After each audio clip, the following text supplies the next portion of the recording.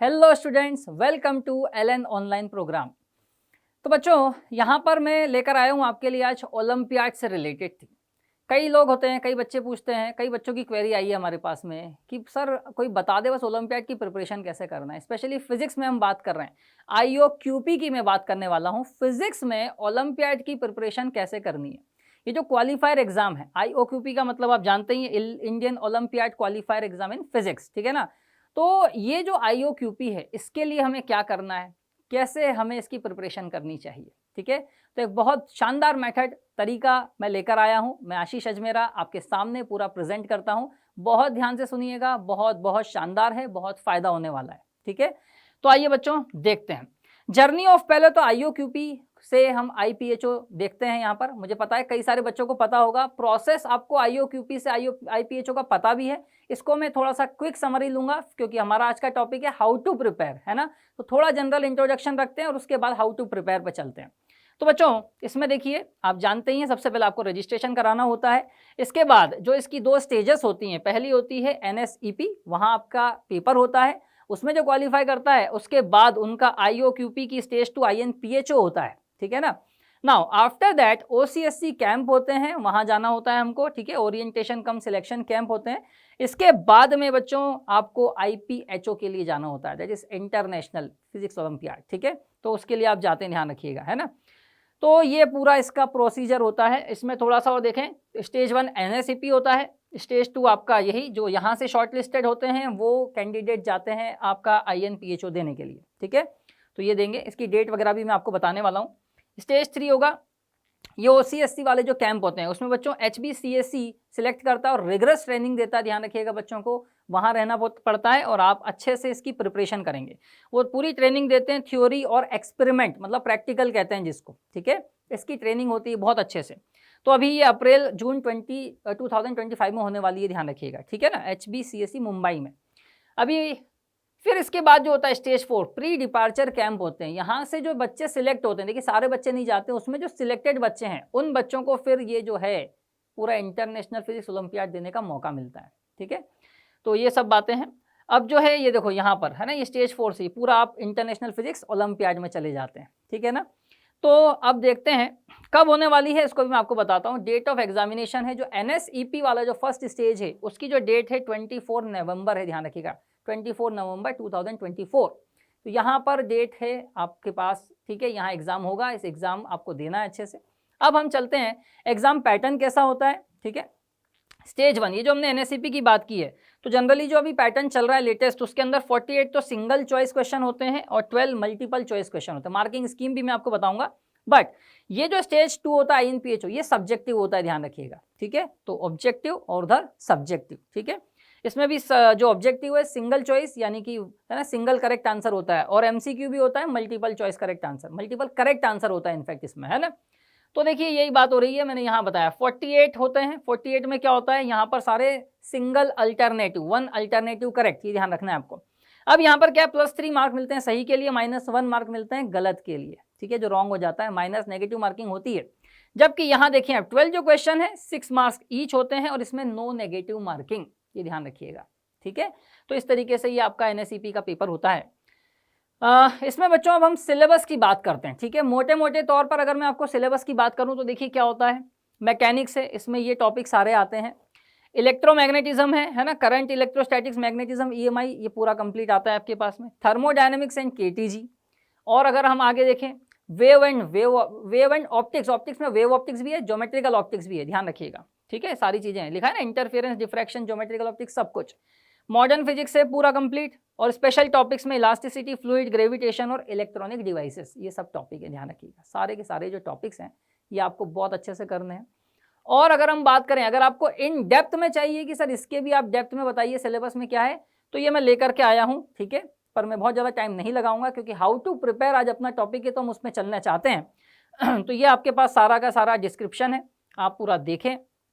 सारे के सारे motion in plane, laws of motion, WPE, rotation, gravitation, ठीक है, थर्मोडायनेमिक्स, सारी चीज़ें आपके सामने मैं चलाता जा रहा हूँ। आप और इसको रोक करके आप जूम करके देख लीजिएगा, ठीक है ना।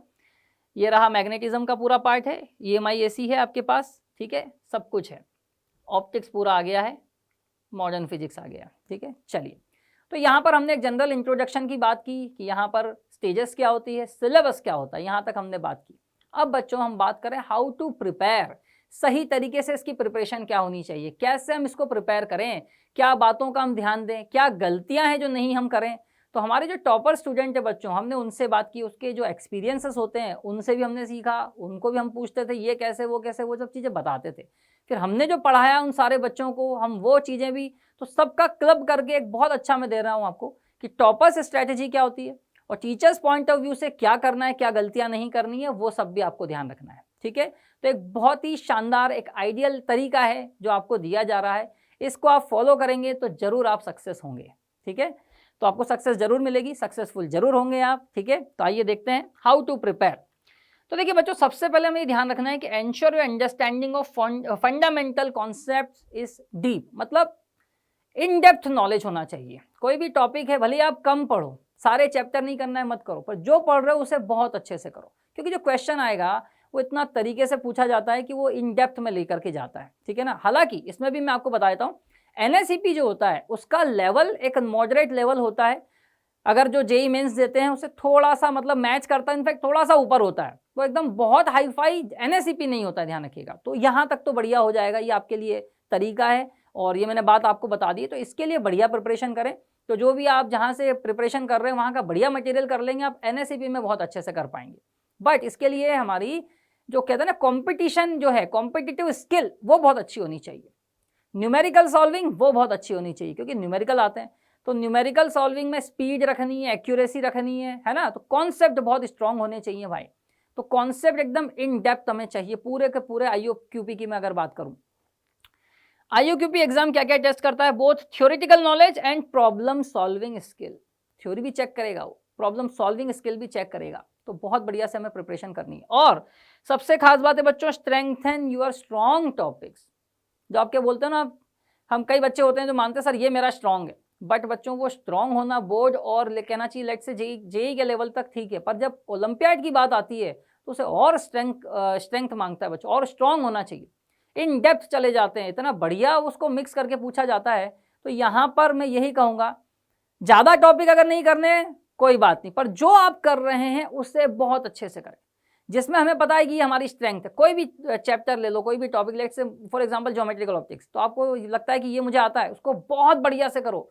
ऐसा करना है कि इसका अगर क्वेश्चन आ गया तो ये मुझसे गलत नहीं होगा। बस इस लेवल ऑफ कॉन्फिडेंस को लेकर आना है हमको। इतनी बढ़िया प्रिपरेशन होनी चाहिए कि इस लेवल ऑफ कॉन्फिडेंस पे हम बात कर पाएं कि ये टॉपिक तो मेरा शानदार है, इसके सारे क्वेश्चन मैंने किए हैं, इस लेवल पे प्रिपरेशन की है कि अब जो क्वेश्चन आएगा वो छूटेगा नहीं मुझसे। क्लियर? तो ये बहुत बहुत इंपॉर्टेंट है, इस बात का बहुत अच्छे से ध्यान आपको रखना है। तो कहीं भी गड़बड़ नहीं करना है, कोई भी ऐसा नहीं कि आप सुपरफिशियली पढ़ के चले जाएं, कॉन्सेप्ट्स आपके आधे अधूरे रहेंगे तो बहुत गड़बड़ हो जाएगी भाई। ठीक है ना, ध्यान रखें। और ये लिखा है एडवांस लेवल, कोई बुक हो या कोई मटेरियल हो या मॉड्यूल हो, ठीक है ना, उससे बढ़िया प्रिपरेशन करनी है। इनफैक्ट कोशिश करेंगे कि एडवांस के ऊपर लेवल की प्रिपरेशन हो। ठीक है, तो और शुरू से आप ये मत सोचना कि एनएसएपी इजी है तो हम इजी प्रिपरेशन करें, नहीं, हमें ओवरऑल आईओक्यूपी का पूरा ओलंपियाड तक है ना, आईपीएचओ तक का ध्यान रखना है। तो अभी से ही पूरा स्ट्रॉन्ग करें, एडवांस लेवल की बढ़िया प्रिपरेशन करें। इनफैक्ट एडवांस के थोड़ी ऊपर लेवल की प्रिपरेशन करेंगे तो ये सारी जो एनएसईपी स्टेज 1 स्टेज 2 तो आपकी ऐसे ही क्लियर होती चली जाएगी। हमेशा ध्यान रखना बच्चों, हमेशा अपने एम टारगेट जो है वो हाई होने चाहिए। तो जब आप हाई सोच के प्रिपरेशन करेंगे तो ये इजी वाली चीज़ें तो आप वैसे ही कर लेंगे। ठीक है, चलते हैं आगे।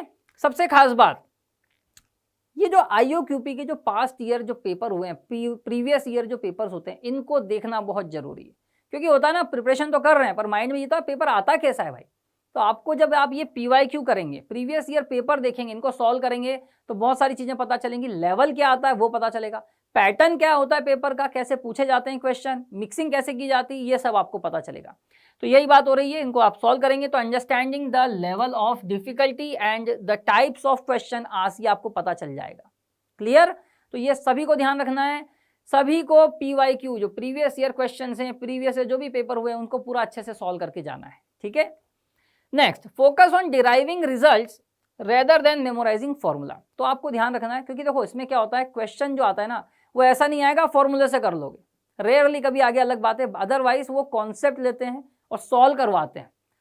कहते हैं ना कि इसमें वो वेरिएबल वाली चीज़ें ज़्यादा आती हैं, तो फिर हमें क्या करना पड़ता है, हमें इंटीग्रेशन लगा करके सॉल्व करना पड़ता है। तो वो कॉन्सेप्ट, वो मेथड हमें आना चाहिए। तो ऐसा नहीं कि हमें केवल फॉर्मूले रटने हैं, फॉर्मूले से नहीं होगा, हमें रिजल्ट निकालने आने चाहिए, रिजल्ट डिराइव करना आना चाहिए। इस लेवल पे हमें प्रिपरेशन करनी है, ठीक है। तो बढ़िया प्रिपरेशन चाहिएगी, पूरा सॉल्व करना आना चाहिए, रिजल्ट को डिराइव करना आना चाहिए। फॉर्मूला रटने से कुछ नहीं होगा, ध्यान रखिएगा, ठीक है।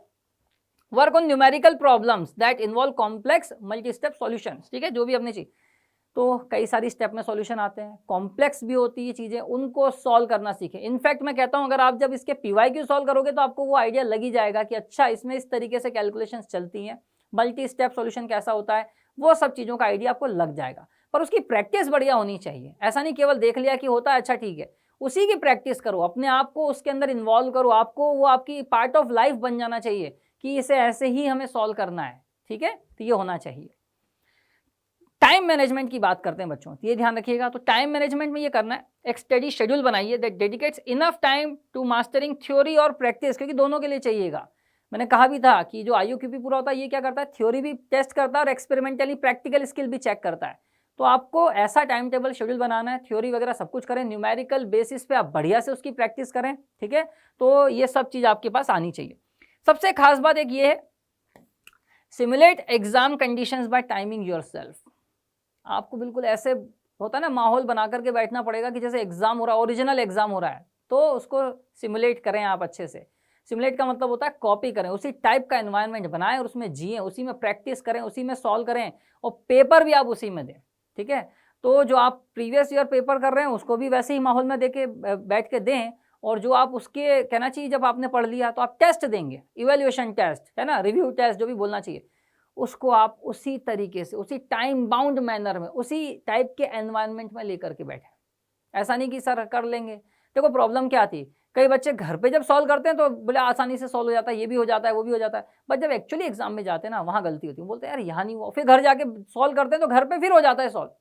तो बड़ा गुस्सा आता है, यार एग्जामिनेशन हॉल में सॉल्व नहीं हुआ है और घर आकर के वही क्वेश्चन सॉल्व हो गया। क्यों बच्चों, लग रहा है ना, ये चीज़ बहुत बच्चों के साथ होती। कई सारे स्टूडेंट हमें आके बोलते हैं सर एग्जामिनेशन हॉल में पता नहीं क्या हो जाता है, वहाँ नहीं हुआ पर वही क्वेश्चन घर जाके हमने सॉल्व किया, तुरंत हो गया। तो बच्चों एक जो माइंड में कहना चाहिए, घर का जो रिलैक्स एटमॉस्फेयर होता है ना, वहाँ तो आप कर लेते हो, पर जब एक्चुअल एग्जाम आता है, एग्जामिनेशन हॉल में बैठते हो, वहाँ दिक्कत हो जाती है। इसलिए कह रहे हैं कि वही सिचुएशन, वही स्टिमुलेशन आप करेंगे तो आपका माइंड अभी से उसी चीज़ के लिए ट्रेंड रहेगा, ठीक है। तो ये जरूर सभी को करना है, ध्यान रखिएगा, अदरवाइज बड़ी गड़बड़ हो जाती है यहाँ पर, है ना। नेक्स्ट बच्चों, स्टे कंसिस्टेंट एंड फोकस। तो आप ध्यान रखें, कंसिस्टेंसी होनी चाहिए। ऐसा नहीं आज कर लिया कल फिर छोड़ दिया, ऐसा नहीं, तरीके से तैयारी करना है। हर अच्छा बच्चा बिल्कुल उसके लिए कहना चाहिए कि ये उसकी USP होती ही होती है, बिल्कुल क्वालिटी होती ही होती है कि वो पूरा फोकस था, कंसिस्टेंट था, ठीक है। तो रिवीजन करना है आपको, जो भी कॉन्सेप्ट और प्रॉब्लम आपको मिले हैं रिटेन करना है उनको। जो अच्छे अच्छे क्वेश्चन जहां आप अटके हों उनको आप मार्क करके रख लिए, होता ना अल्फा बीटा गामा लिख लिया या स्टार मार्क लगा दिया, ऐसा कुछ करके उनको रखिए। तो जब भी हो आपके पास थोड़ा बहुत टाइम, उन कॉन्सेप्ट, उन क्वेश्चंस को जरूर देखते जाएं बार बार, ठीक है। Next, stay motivated, don't hesitate to seek help. अगर आप किसी में अटक गए हैं, क्वेश्चन में आप, तो डाउट पूछिए, जो भी आपके मेंटर्स हैं, पूछना ना भूलें, पूछना है डाउट, ध्यान रखिएगा, डाउट को छोड़ना नहीं है, अदरवाइज वो स्नोबॉल इफेक्ट जो होता है वो आ जाता है। होता है ना स्नोबॉल, जैसे चलती जाती है वैसे वैसे और बड़ी होती चली जाती, वो नहीं चाहिए। डाउट आया पूछो, क्लियर करो, ये कैसे हुआ वो कैसे हुआ, और बिल्कुल कहते हैं ना इवनिंग में आपको लगना चाहिए यार आज जो पढ़ा उसका सारा क्लियर है, एकदम बढ़िया। डाउट आया था वो भी पूछ लिया। मेंटली आप खुश होना और रिलैक्स होना बहुत जरूरी है। आपको कॉन्फिडेंस होना चाहिए कि आज जितना पढ़ा है ना सारा बढ़िया से आ गया है, ठीक है बच्चों।